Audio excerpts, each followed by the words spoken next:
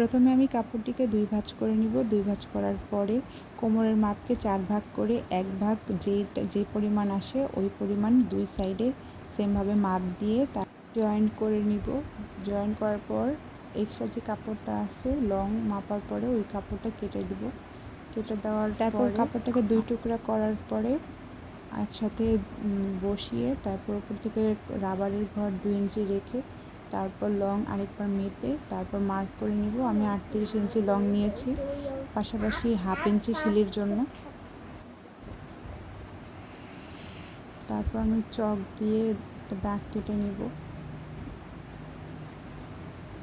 এভাবে আমি উপর থেকে আরে কোণা করে 38 ইঞ্চি প্লাস হাফ ইঞ্চি করে এভাবে মার্ক করে নিব পুরোটাই।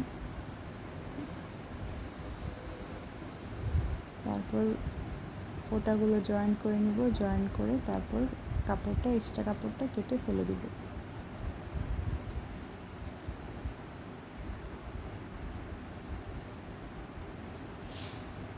আর আমার ভিডিওটা কে কোথা থেকে দেখছেন প্লিজ কমেন্ট করে জানাবেন। আপনাদের কমেন্ট পেলে আমি আরও ভিডিও বানাতে উৎসাহিত হব। তো এক্সট্রা কাপড়টা কেটে আমি এখন হাইয়ের মাপটা নিয়ে নিচ্ছি। আমি এখানে হাই 16.5 ইঞ্চি নিয়েছি।